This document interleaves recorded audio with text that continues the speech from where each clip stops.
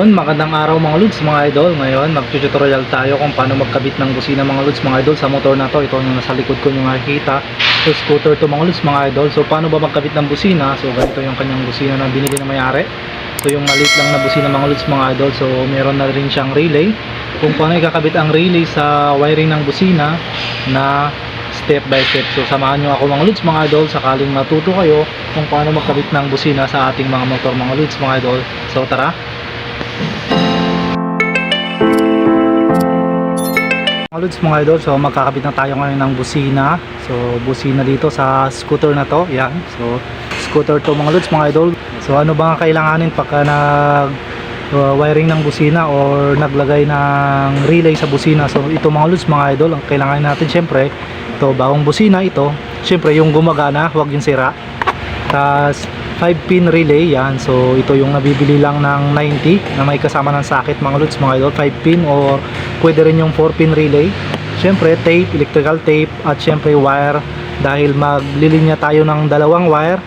So itong dalawang wire na ito mga lods, mga idol, ay negative tsaka positive. Direkta na yon dito sa kanyang baterya mga lods, mga idol. Dito yung negative, dito na nikakabit yung positive. So dito yung dumaan mga lods, mga idol. So ito yan. So nagpakapang tayo ng dalawang wire papunta dito sa battery, rekta yan, positive negative, at dito yan lumabas. So ito na sila mga lods, mga idol. Itong color yellow, ito yung positive, itong kulay black, ito naman yung negative. So gagamit tayo ng relay mga lods, mga idol. Yan, so 5-pin relay, yan, yung makikita may numbers siya. Yung 30 na nasa baba, yan. So yung number 30, dito natin ikakabit tong positive na galing sa battery, yan. So dapat may fuse yan mga lods, mga idol, na 10 amps. Yung 30 ng relay, dito natin ikakabit sa positive na galing sa battery. Tapos yung isa, number 85 at number 86, yung magkabilaan mga lods, ito 85 at number 86, dito naman natin ikakabit yung stock. Itong stock na wire ng busina mga lods, mga idol, yung dalawang wire na nakakabit sa stock na busina nyo. So dito yan nakakabit mga lods, mga idol. Dito nyo ikakabit sa number 85 at number 86. So yung number 87 naman, yung panghuli, ito na yung pupunta sa positive ng busina mga lods, mga idol. Dahil yung negative, yung isang terminal ng busina, i-erekta natin yan sa ground. Walang silbi mga lods, mga idol, ang relay nyo, paglalagay nyo ng relay, kung yung ground naman ng busina nyo ay dumaan sa body ground, dapat yung ground na ito na rumekta sa battery ay dediretso na sa ground ng busina. Tas itong isang wire nya, yung positive nya, dito naman manggagaling sa number 87 ng relay mga lods, mga idol. So tara, kabit na natin. So yan, kabit na natin mga lods, mga idol. So itong positive na nirekta natin sa battery, dahil dalawa yan mga lods, mga idol, ito yung negative, ito yung positive. Itong positive na may fuse na reconnecta natin sa battery, dito natin ikakabit sa number 30 ng relay mga lods, mga idol. So i-tap muna natin para lang makita nyo at mapagana natin yung kanyang busina. Yan, tapos i-tape natin mga lods, mga idol, para hindi dumikit sa ground. So yan, tapos na tayo sa number 30 mga lods, mga idol. So yung number 30 kinabit natin sa positive na galing sa battery. At itong dalawa naman, dalawang magkabilang gilid, yung coil, yung number 85 at number 86, dito natin ikakabit sa stock na wiring ng ating busina, yung dalawang wire mga lods, mga idol. So itap lang natin dyan, kahit alin dyan mga lods, mga idol, kahit magkapalit, walang problema. Itong dalawang wire na ito na dating wire ng busina, so ikabit natin kahit alin dyan, kahit magkapalit mga lods, mga idol, walang problema. So ikabit na natin. So yun na siya mga lods, mga idol, yung stock na wire ng busina, itong green tsaka itong violet. So kinabit natin sa number 86 at number 85. So kahit magkapalit yan mga lods, mga idol, walang problema. Dahil positive at negative, kahit magkapalit dito sa dalawa na to, walang problema. So doon natin ikabit. At ang panghuli naman, itong number 87. So number 87 naman mga lods, mga idol, ikakabit natin sa positive ng ating busina. So dito sa terminal ng busina, kahit alin dyan, walang problema. Kahit magkapalit din, saan natin ikabit. Pwedeng sa pink, pwede rin dito sa red, kahit saan dyan. Pero ngayon, dito natin ikakabit sa red mga lods, mga idol, yung number 87 ng relay. So kabit natin.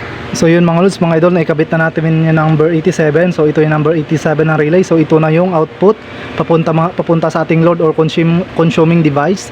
Dito natin kinabit sa isang terminal ng busina, at yung isang naiiwan ay yung ground ng ating busina. So dito na natin ilalagay yung negative mga lods, mga idol, na narekta natin sa battery, para medyo lumakas naman ang ating busina. Kasi walang silbi yung paglagay nyo ng relay kung yung ground naman ng inyong busina ay kinuha nyo sa body ground. So yung ground na pinagapang natin papunta dun sa battery, dito natin ilalagay sa color pink na to, color violet na ito mga lods mga idol ng ating busina. So rekta ang busina, ang ground ng ating busina mga lods mga idol. So ikabit natin para ma-testing na.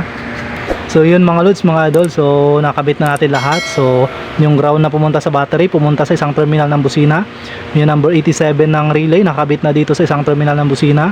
Yung number 86 at number 85 ng relay, dito natin kinabit yung stock na wire ng ating busina, yung dalawa, kahit magkapalit nyo ilagay sa number 86 at number 85. At yung number 30 naman, ito na color red, ito yung nirekta natin sa battery na wire na may fuse na 10 amps mga lods mga idol. So okay na, so testing na natin kung gumagana ba. So on natin susi, ito yung kanyang busina. So pindutin natin, yun na. So medyo malakas mga lods mga idol, so gumana na siya. Yan, kung yung makikita, yung maririnig. So kahit maliit yung busina, medyo malakas naman dahil may relay at yung ating ground ay diretso sa kanyang battery. So okay na mga lods. Yun, so okay na. Ganun lang gagawin nyo mga lods mga idol sa pag-wiring ng busina.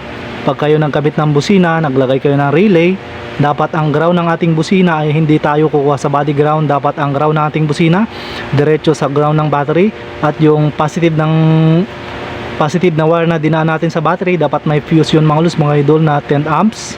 Dito naman natin ikakabit sa number 30. So ulitin natin mga lods mga idol yung wiring ng ating relay. So yung number 30 ng ating relay, positive diretso sa battery, may fuse na 10 amps. Yung number 86 at number 85 ng relay, ito magkabilang gilid, dito natin ilalagay yung stock na wire ng ating busina. So kahit magkapalit yan mga lods mga idol, walang problema. Kahit may lagay nyo sa 85 yung isa, yung color pink, kahit itong color violet, kahit itong color violet ilipat mo sa number 85, pwede, kahit alin dyan, walang problema. At itong number 87 naman, i-tap naman natin sa isang wire ng busina, dahil yung isang wire ng busina natin ay nakarekta na sa ground ng battery mga lods mga idol. So yun lang ating gagawin pag tayo nagwa-wiring ng busina mga lods mga idol. So okay na ang ating gawa. Okay na mga lods mga idol, yan ang ating gawang Rusi Royale.